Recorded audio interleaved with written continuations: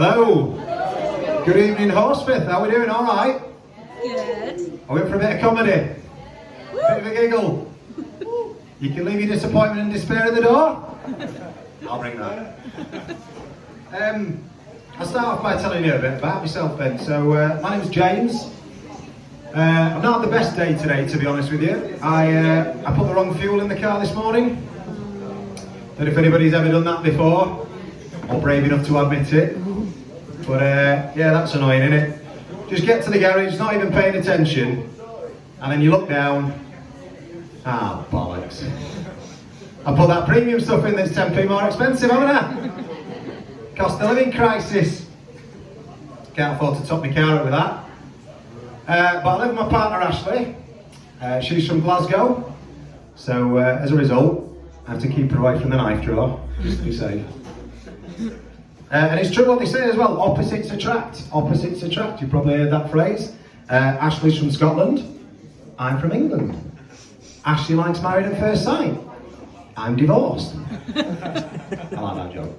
Ashley likes pyjamas, I sleep naked, but naked. I realise that's probably a lot, Horsforth.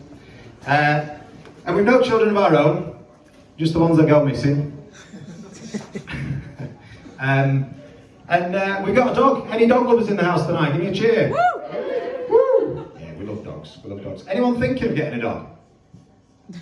Deathly silence. Everyone's unmoved. You're either in or out.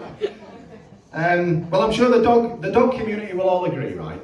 The best thing about getting a dog is all that advice you get, isn't it? All that free advice off people.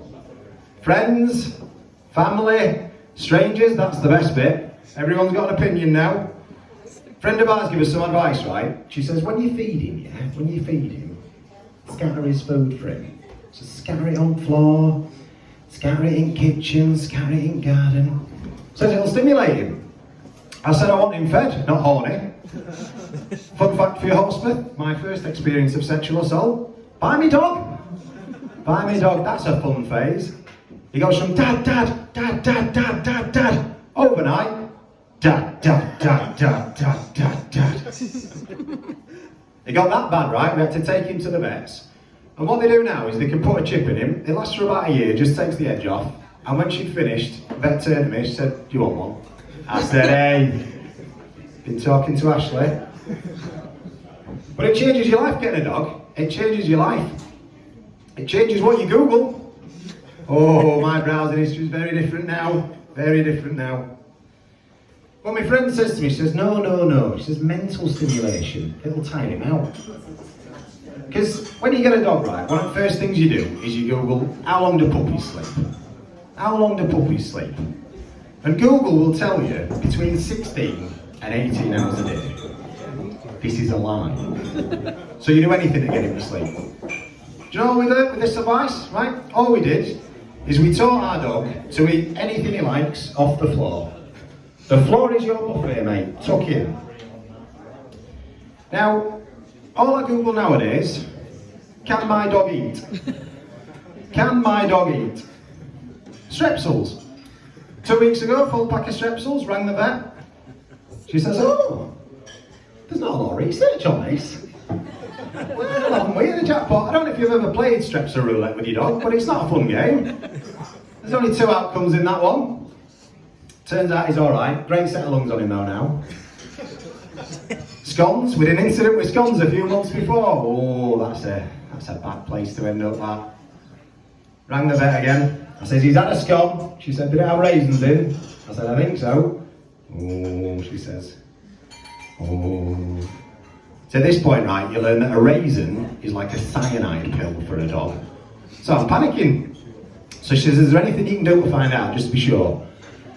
So I says, I'll ring the bakery. So I rang the bakery, panicking. I says, hey love, I've been in this morning, I've got 2 scones, I've turned them on, and Doug's eaten one, and I need to know what's in it because he might die and I can't deal with it if he dies. She says, hang on. Hang on!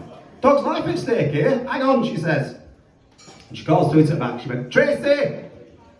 Tracy! What were in them scones? Tracy, come on. Now then, what were in them scones? What were in them scones?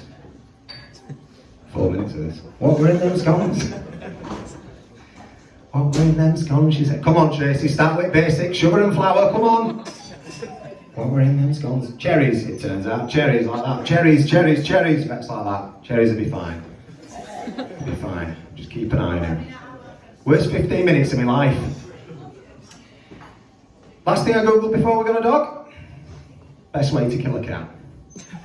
Now, I should explain this one for you, Horsforth.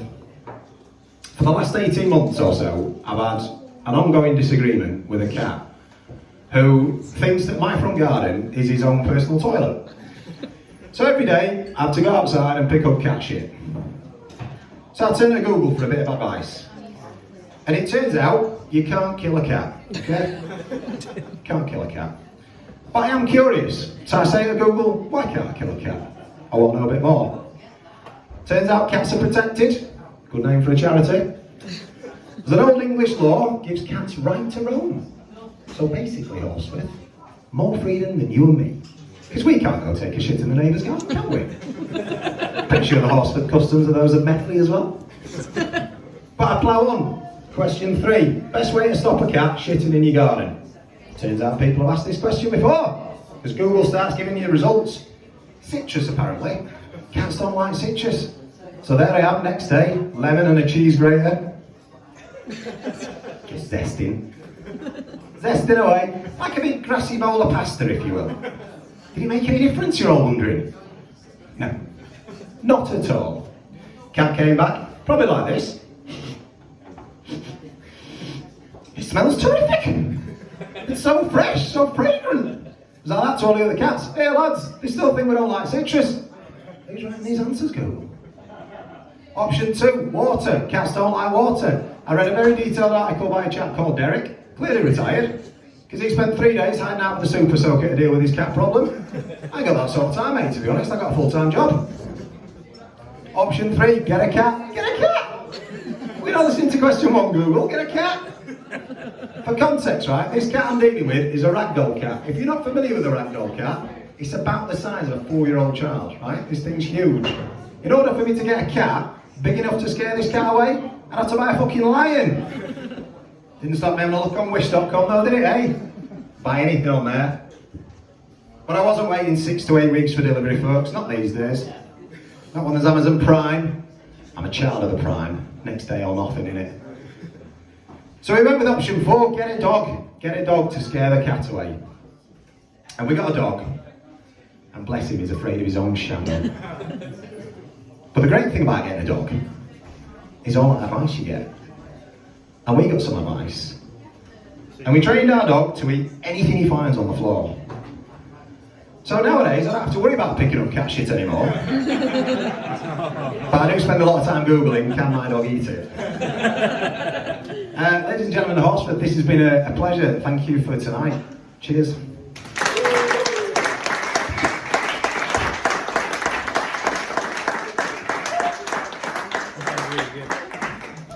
Well, that was fantastic. One more time, everybody. James.